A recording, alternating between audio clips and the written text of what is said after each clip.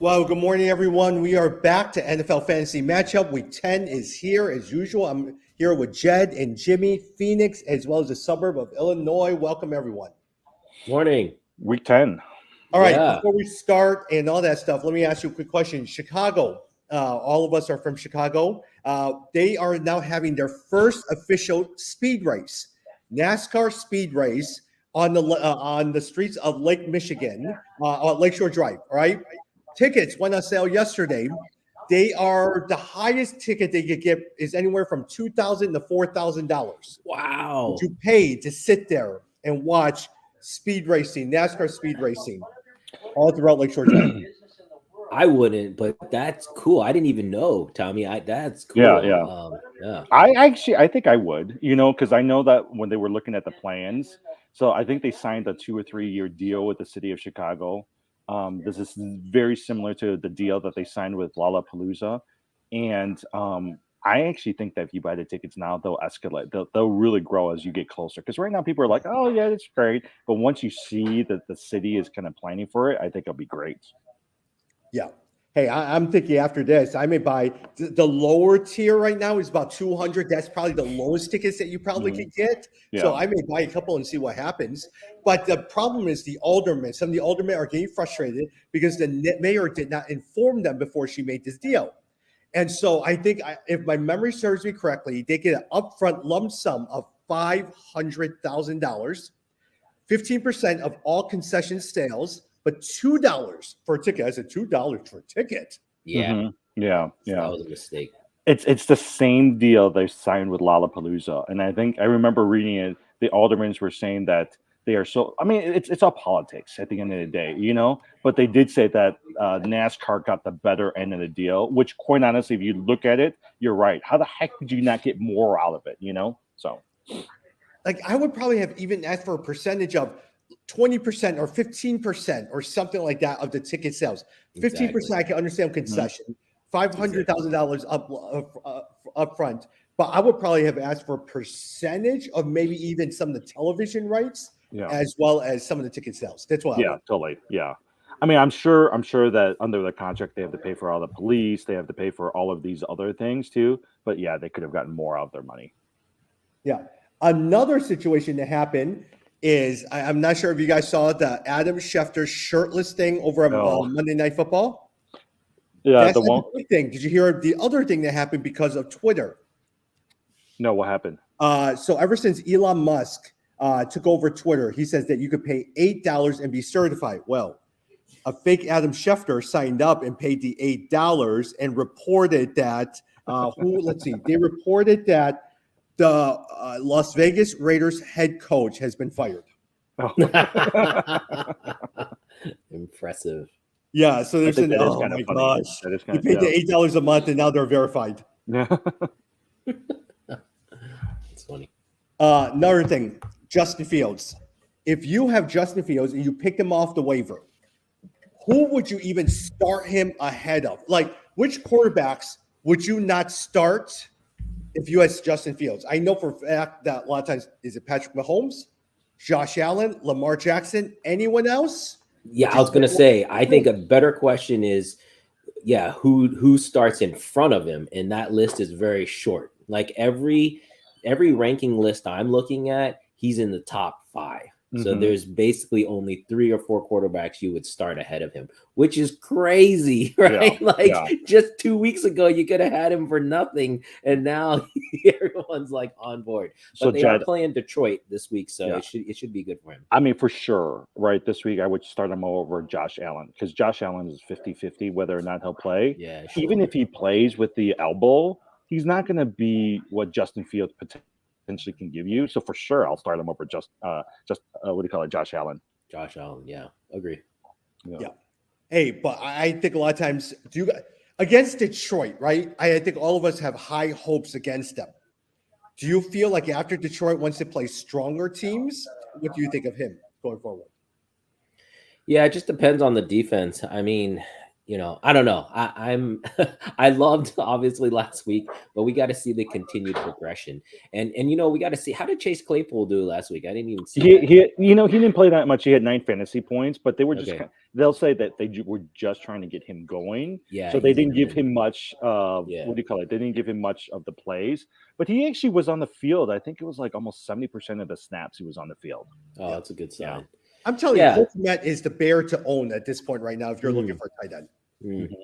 Yeah. Hey, last night's game. Did anyone watch last night's game, or were you watching NBA? I watched the NBA, but I was surprised Deontay Foreman did so well. So there's two people that I'm looking out for. Deontay Foreman, I actually do think that he's kind of solidified not just starting position for this year, but for next year. And then the other person who's the number 2 receiver, Terrace Marshall, is actually pretty good. He actually had one big play for 43 yards. And actually, like if you're in a dynasty league or you're in a league where it's 12 teams, he's actually worth a flyer to pick up as that number 2 receiver. Yeah, last night Deontay Foreman. We're playing. Jimmy and I play with the league with all of our close friends for the last 15 years in the same league, and so a lot of times I Deontay Foreman. I have to win this week. Now my quarterback Joe Burrow is sitting, so I'm stuck playing Tom Brady, and so a lot of times I'm going to struggle. But I really need Foreman to really be able to do well. 31 catches, 130 yards, 1 touchdown. Hey, look, he got all the way to the 2-yard line with 2 minutes left. I wanted that second touchdown, but yet at the same time, because of a holding penalty, it was called back, and as a result, they kicked the field goal and game over as well too. But Deontay Foreman has been very, very good.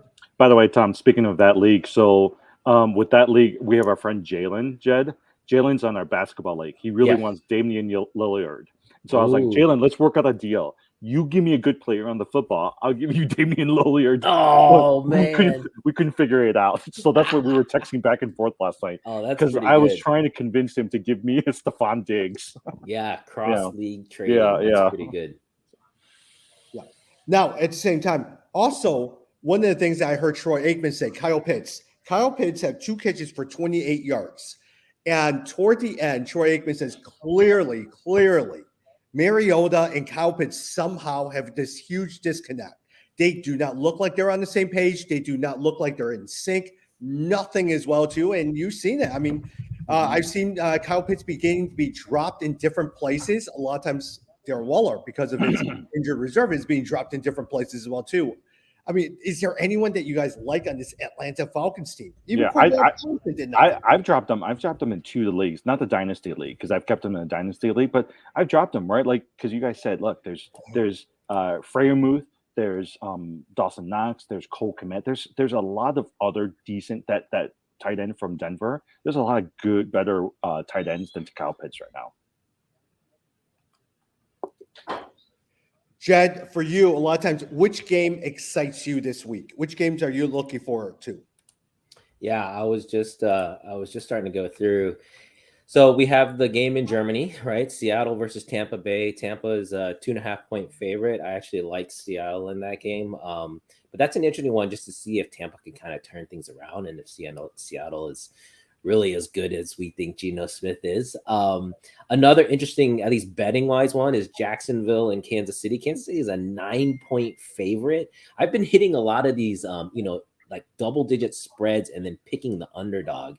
And I just think Jacksonville's stronger than that. So I don't know. That's a tough one, but that's one I would look at. And then the last one I'll mention, you have the Cowboys and the Packers. Cowboys at Lambeau Field. Cowboys are 4.5-point favorite. But remember, this is Mike McCarthy, the Cowboys coach, coming back to Green Bay. I think he's going to lay the lumber. So I'm taking the Cowboys in that one. I think he's going to want to really just up the score. And I don't think the Packers are looking very good at all. Well, I mean, the Packers have nobody, right? They've got Lazard.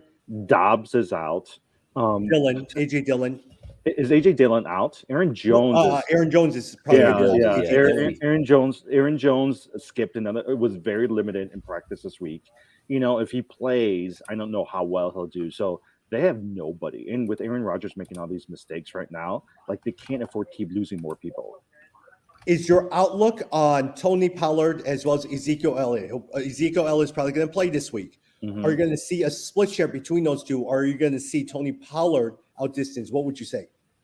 I think it's going to be a 60-40 split, right? I think that Elliott's going to play. My guess is they're going to say we're going to try to take him slow, and they're going to feed the ball to Pollard. I still think that Pollard will get a bulk of the shares. He'll get double-digit fantasy points, but his numbers will be. It's not what it was a couple weeks ago when Elliott was out.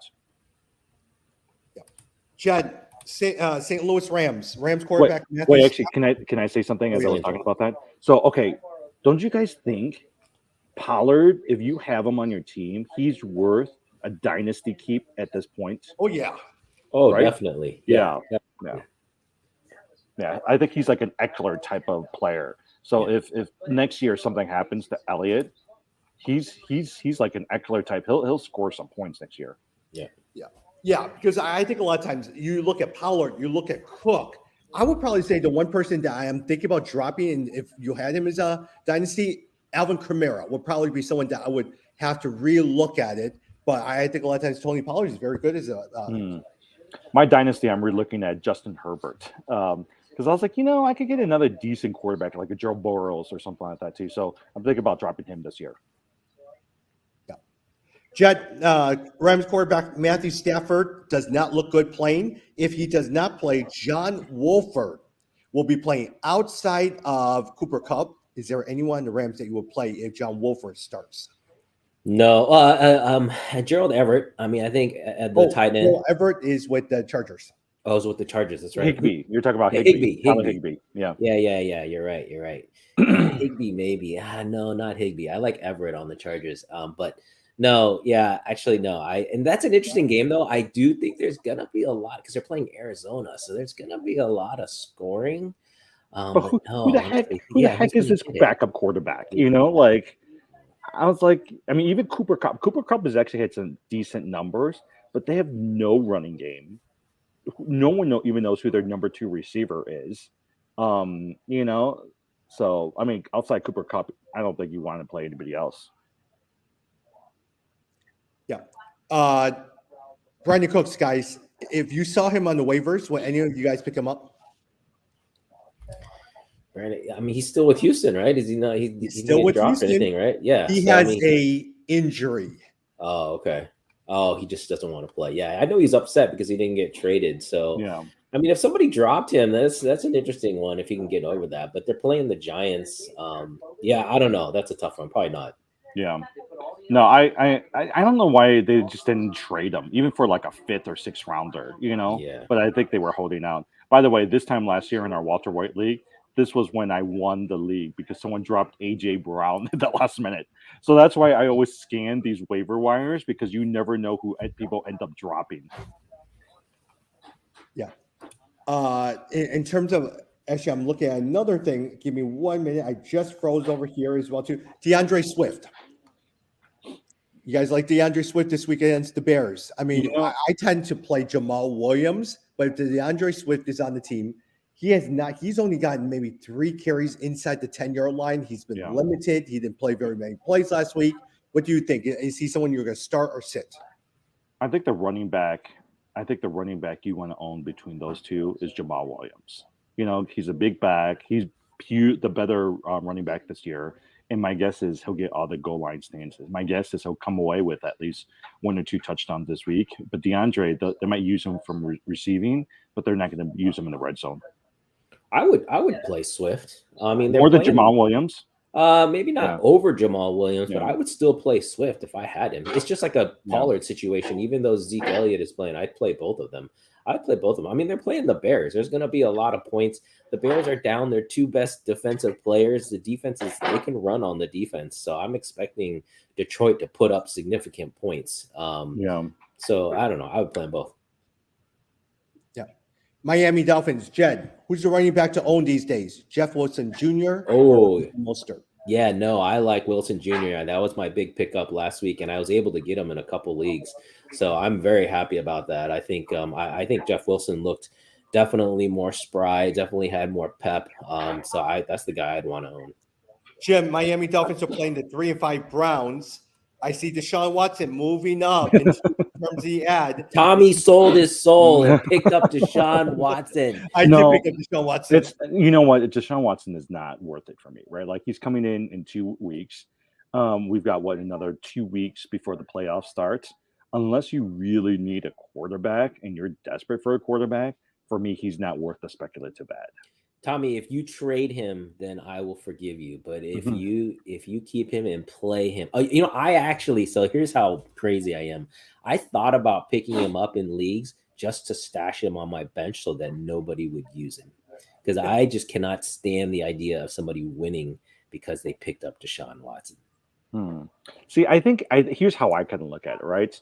Is if you're wanting to win the playoffs, is Deshaun Watson really going to get to the point where he's going to be able to help you win the league, right? There's some other players out there, for instance, like Miko Hardman, a Kadarius Toney, who could have the potential of being your wide receiver. And for me, I'd much rather take the chance on one of those guys than Deshaun Watson right now. Yeah, but I could totally see any team that is pretty, let's say you're pretty stacked. The only position you don't have really well covered is quarterback. And you're sitting there and you've got, let's say, I don't know, like a Matt Stafford or a Tom Brady, as your quarterback, then man, Deshaun Watson is worth it, because even if he has a little bit of rust, he's going to outperform those guys just with his legs. So I think he's been out for 2 years, right? Like I was like, I don't know. No, top 5 player, man. I expect him top 5.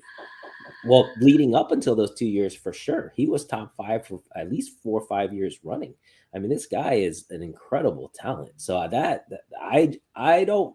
don't doubt there will be people who will pick him up and will bite, and I don't doubt that it'll help them. But it just drives me nuts to think that that's the case. I mean, you do bring one point, right? Like, as we're heading into the second part of the like heading into playoffs, you're going to start seeing unlikely players that you did not draft in the first and second rounds playing pivotal roles, right? As just so that you can win your league. And so it's a matter of, okay, looking to see who are some of those players who are taking over starting positions. Like, okay, a Mooney, right? A Darnell Mooney is actually worth a lot right now because he could potentially give you double-digit fantasy points, and he's starting to rise at the right point. So who are some of those players that you want to pick up that's going to help you win your league? Let me actually go to one quick game. Minnesota Vikings versus Buffalo Bills. Josh Allen has that elbow injury that he got hurt near the end of the game. If he's not in, backup quarterback, they are 3.5-point favorite against the Minnesota Vikings. If Josh Allen plays, do you like the Vikings in this one?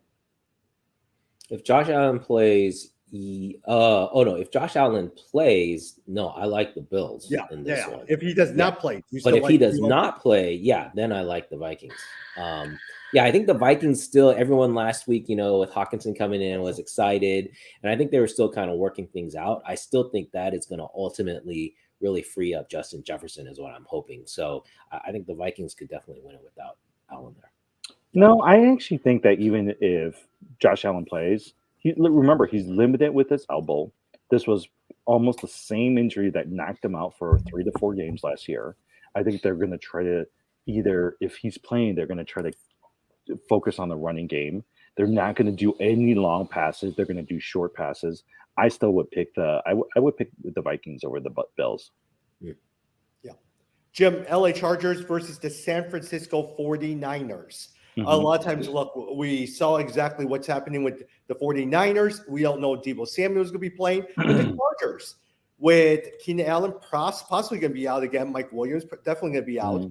Who's your next one? Is it the wide receiver Jordan that you like? Yeah, I think Palmer's one of those players that I think is gonna. Palmer's gonna emerge as one of those waiver wire pickups that you're gonna need, right? So I actually think he'll be good. The person that I'm a little weary of, I have Justin Herbert in a number of teams. Justin Herbert hasn't thrown for more than 2 touchdowns in any games in the last few games, right? And so that's somebody that you want to worry about. But Palmer's gonna, and so actually, going back to this argument earlier, I'm playing Justin Fields over Justin Herbert this week because I think Justin Fields will have the potential of giving me better numbers than Herbert will. Let's go through a couple of starts. Sid, Jen, I'll start with you. If you're looking for a quarterback, Matthew Stafford, Aaron Rodgers, they're not doing well. are you gonna go? Here's a list of your backup in case the ones that you're looking at. Do you like a Trevor Lawrence? Do you like a Jacoby Brissett? Or do you like a Andy Dalton? Which one would you pick? Oh, I like Trevor Lawrence because they're playing the Chiefs. That's going to be a shootout. So I expect them to have to throw a lot, and you can always just get a cheap touchdown by dropping down to ETM. So I would take Lawrence in there. The one you didn't mention, maybe because people would have him, is Daniel Jones up in with the Giants because they're playing Houston. Mm-hmm. Yeah, they're playing Houston. That's probably a pretty decent pickup. I could see Jones having a really good game. That's actually a good idea in terms of Daniel Jones. Yep.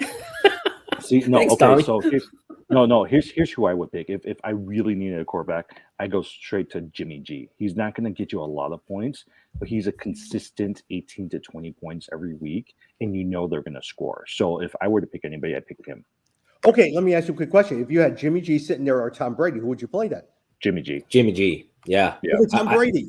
Tom Brady has not been looking good. I mean, except basically last week he saved his points with that last second touchdown. If he didn't get that, he would have had a horrible week. I mean, no, think about it. Jimmy G, he's got since week 4, right? He's got 18 points, 18 points, 17 points, 17 points, right?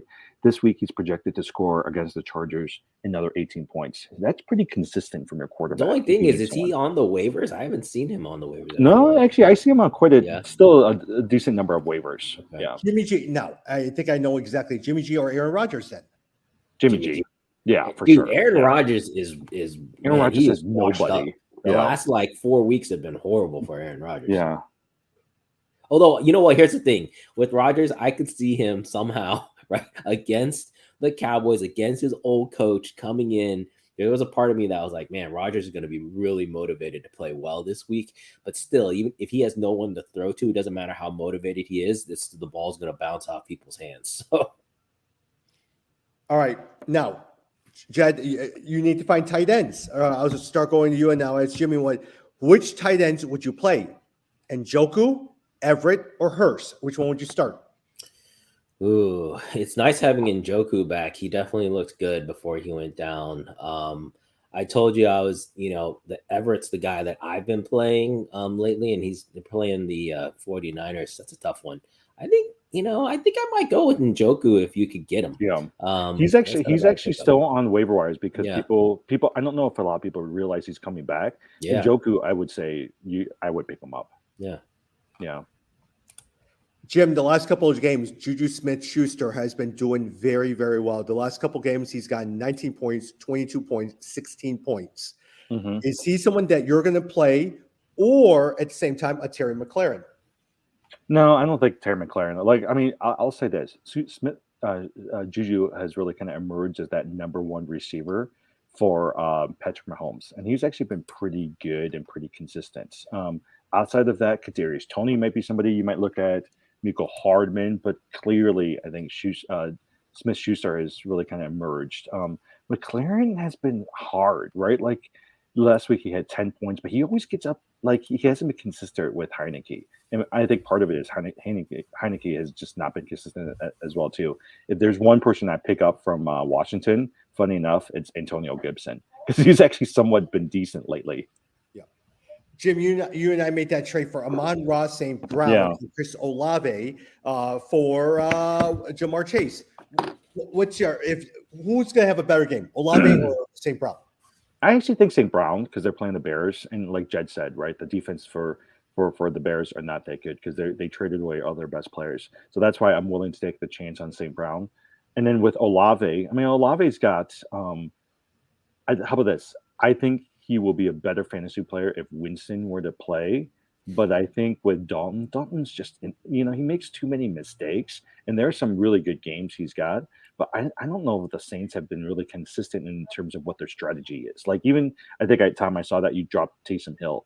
I think Taysom Hill has tons of potential. They were talking about him last week in the game about how they should utilize him more, but the Saints just have not used him. And so as a result, like there are some games he's been great, but a lot of games he's scored 4 or 5 points, nothing major. Do you guys know why they went away from Winston in the first place? Like, or why is he Too not many getting a interceptions. chance? Too many interceptions. Well, he was out for a few weeks, right? Yeah. And so, I mean, they brought him in a couple of times when Dalton Yeah. makes mistakes. But again, I'm like, you got to be consistent in your strategy. Yeah. For me, it came to a point. I love Taysom Hill. I like the very fact that he can throw, and he did get me that 34-point game one day. Yeah. But Cole Kmet was sitting there on waivers, so he came down to Taysom Hill or Cole Kmet. Forget it. I'm going with Cole Kmet. No, but watch. They're going to have all these. I can see a game where Dalton's out, Winston's going to be out, and then Taysom Hill comes in, right? And can you imagine a tight end getting some quarterback numbers? And Taysom Hill's not bad. I mean, he's not the best quarterback in the world, but he's decent.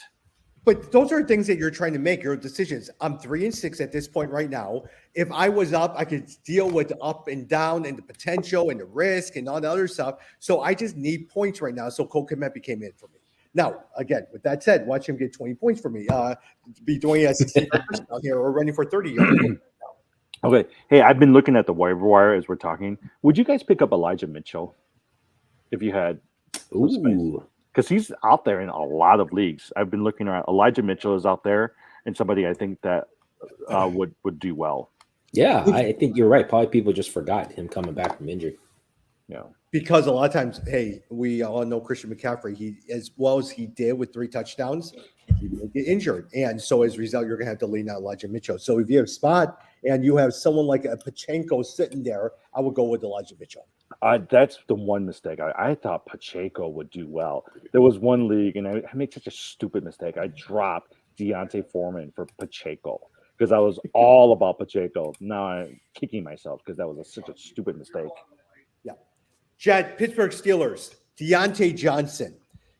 Are you even willing to play Deontay Johnson at this point right now? And let's say, for instance, here's another player, Jerry Jeudy. Would you play Deontay Johnson or Jerry Jeudy? Oh, that's a tough one. Yeah, I still think maybe you give Deontay. I know, honestly, I don't know. Maybe neither. Actually. I feel like it's just too hard to tell with Deontay Johnson or with Jerry Jeudy. I mean, the Broncos are so, who knows what's going on. So I don't know. No, I don't know if you can trust any of the Pittsburgh Steelers. I think, who was it, Jed? I think I saw you picked up Jaylen Warren, right? Yes. No, I mean, like, that's actually, if I was in first place, that's actually a decently smart move because it's not like Najee Harris is doing anything. He's averaging 3 yards a carry, which is ridiculous, right? Yeah. And Jaylen Warren is actually starting to take some of the snaps. I'm not saying he's going to replace what do you call that? What's his name? Najee Harris as starting running back. But I think if they're going to do anything this year, they're going to have to rely on Jaylen Warren as well as because neither Deontay Johnson or Najee Harris is doing anything right now. Exactly. So, I mean, again, important context is that I'm in a good position in that league. So I'm in like 3rd place. I'm cruising into the playoffs. So I'm thinking about picking up players who in 2, 3, 4 weeks might turn out to be a starter. And if that's the case, they could be in my flex position and really help me out through the playoffs. So it's funny you saw me pick that up. Like Cam Akers. Yes, like Cam Akers, if you believe in him, but I don't believe in him. I still have high hopes with him and J.K. You never know. You never know, Tommy. He could, I mean, that's why I love fantasy. So if you look at my team in that league, Travis Etienne, Kenneth Walker, and Dameon Pierce. Yeah. I mean, those are not guys that people drafted super high. I mean, yes, Travis Etienne maybe, but it's not guys you expected in the top 10 in the beginning, and now they are. And so you just have to be able to try to think through like what happens. Yeah. So my friend Jalen and I yesterday, and I know he listens to this podcast, we were talking about, he was telling me his strategy. He said, I'm going to go hard after the 3 top receivers. So he picked up like Jefferson, Chase, whoever, right? And I'm going to try to find somebody like an ETN or somebody, lower, and I'm going to bank that they're going to do well. And he's in first place, Yeah. So he's like, that strategy actually worked for me pretty well this year. Yeah, another strategy that helped a lot of folks is a lot of first place teams have, if you had either AJ Brown or Tyreek Hill, who were both drafted really in the second, like towards the end of the second round into the third. So they have outproduced a lot of the receivers picked ahead of them. So that's been another. I mean, think about it. Can you imagine if, let's just say you went all in and had Josh Allen, but then you brought in like an AJ Brown, a Tyreek Hill, then a Kenneth Walker, a Pierce, and then an ETN, you'd be rolling in it. Yeah, and somewhere along the way, you picked up Justin Fields because you had these good wide receivers. Yeah. If you look at the strategy that Charlene has, look, she has Jamar Chase, Justin Jefferson, and I think one more person. I don't even remember who the other one is. But somehow or another, she picked up Russell Wilson and now landed Justin Fields, which is not bad. I know that. I know Tommy keeps wanting to get my Travis Etienne for me, so he keeps sending me deals for it. Yeah, he's a fun player to own too, because he's like the early stages of a LT, someone who can run and catch out of the backfield. So it's great. Yeah, totally. Speaking of that, Jim, I know a lot of times you own a lot of Leonard Fournette. Is it time to pick up Rashad White? I actually like White. I don't have space. I don't have the time to take a chance on him. But Fournette, if you've watched what he's been doing, he looks old, and maybe it's indicative of what's going on with the Tampa Bay offense. Like, he'll usually get 4 or 5 points, like going into the third quarter, and then he might have one big run or a touchdown, and then all of a sudden that vaults him into double-digit fantasy points. But he's so inconsistent right now. I do think that at some point, I don't know if it's this year, but at least next year, I think they're going to start using White even more. Yeah. Well, as we wrap up here, let's talk a few minutes about NBA basketball. Jim, I'll start with you. Which player are you looking at? Which player are you excited about? Which player stands out to you, whether on the waiver wire or on your team? Who's actually doing pretty good for me? Manute Bol's son, Bol. He's actually, he's a decent pickup. He's low on it, but he'll give you blocks. He's been scoring pretty decently, so I actually really like him. The other person I've been eyeing is Cameron Payne. He took over for Chris Paul. And so yesterday he scored 23 points, 6 rebounds, and 8 assists. And he's the point guard right now. He's actually doing pretty good. Jed, what about you? Yeah, I'm super excited because in our league, I don't know if you guys saw this. I picked up Spencer Dinwiddie, dropped him, and last night he had 33 points. So I was like, dude, whoever dropped him, that was a mistake, man. So that was me. Yeah, I don't know. I was like, hey, I can't believe he's sitting out there, but I'll take him.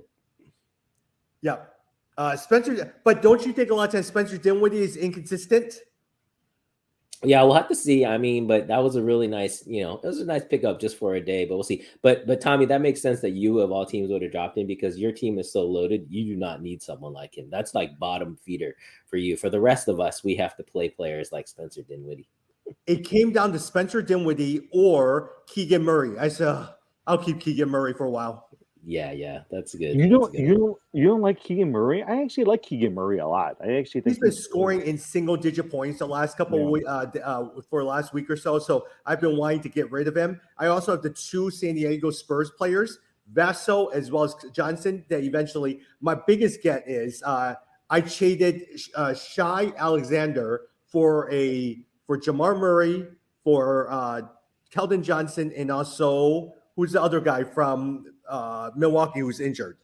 Oh, I know who you're talking about. The little point guard, right? Nope, I traded him. Oh, the small forward. Small forward. Middleton. Yeah.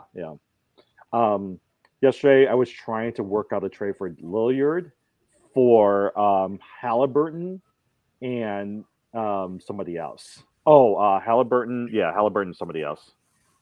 So, because I like Halliburton. Yeah. Hey, for those who are watching or paying attention, take a look at Brook Lopez. If he's somehow being dropped, Brook Lopez has been amazing for me. He has been playing in Milwaukee right now. Yeah, but the blocks, forget the points, forget the 3-pointer. It's the blocks. The last couple of blocks, 5 blocks, 2 blocks, 1, 2, 2, 3, 6. I mean, he gets me a lot of blocks. He's like Miles Turner.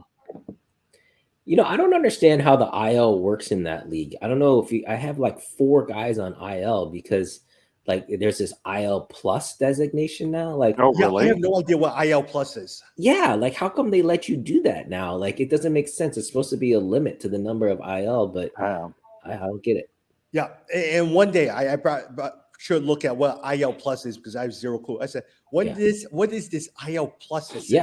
Actually, there's another player that I'm pretty excited about, Jed. You should pick him up. Grayson Allen, 18 points, Ha! 3 rebounds, No. six assists. Deshaun Watson and then Grayson Allen. That's the order. He's Dude, been doing pretty good, Grayson Allen. You know the story of Grayson Allen, right? Yeah. Come on, man. We cannot support Grayson Allen. No. Yeah. 2 more random thoughts as well, too. Kyrie Irving. Do you think he'll ever come back?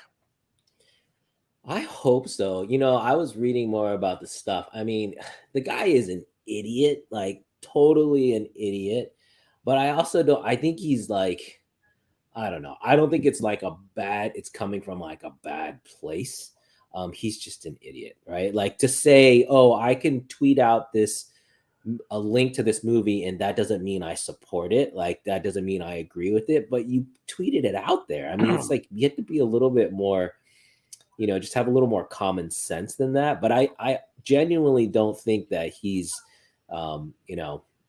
anti-Jew in his thought process. No, you know who I think is an idiot? LeBron James. Because LeBron James came out yesterday supporting Kyrie Irving. And I'm like, you're so two-faced sometimes, because if somebody else were to do it, you're going to come out and just say and start criticizing them. Here, you're saying, no, Kyrie has the right to say whatever he wants. I'm like, don't do that. And I was like, I can't. You know what? I am so glad the Lakers suck, because the Lakers are so bad. They are so bad, right? So bad. Yeah. Anthony Davis can't do anything. LeBron can't do anything. I mean, their best player is Lonnie Walker these days. Remember when Chicago was trying to trade for Anthony Davis? No, I hate Anthony Davis. That was, man, that would have been a major mistake. Yeah. And the last thing, I know a lot of times we never talk about politics, but I will say something about politics since it applies to football. Herschel Walker, he's in the runoff. Now, he's the guy who gives me the heebie-jeebies, because a lot of times there's a lot of hypocrisy within the Herschel Walker here. And I'm surprised he's gotten this far. Not hypocrisy. The guy's an idiot. Like, he literally is an idiot. Like, there should be a minimum. There should be a minimum IQ requirement, and he doesn't pass it. The guy, you guys know the story, right? He got a fake police ID from his police force as a gag. He thought it was real, and he went around telling people he's like a police officer. I'm like, come on, this guy is not competent to be in office. Fortunately, he's losing. He's losing by like percentage point or more, I think. No, look, I mean, if we can do a politics podcast, that'd be great, because I think both parties are imploding right now, and you're seeing that all of these Trump-backed candidates, and they all want to be just like Trump, and we're taking his strategy. They've all lost, right? And so he was supposed to make this announcement next Tuesday, potentially announcing he's president. He's not going to do it because he knows that he didn't get the results that he wanted. Well, I hope he doesn't run. That would be. Yeah. No, he'll run. It's going to be him and DeSantis fighting it out, and those two will wreck that party. But then the Democrats are actually in a bad position too, because they don't want Biden to run. And the Biden folks hate Kamala Harris, and so they're not going to let her run. So they're going to push Biden out there, and I don't think he's any better than some of these other guys running.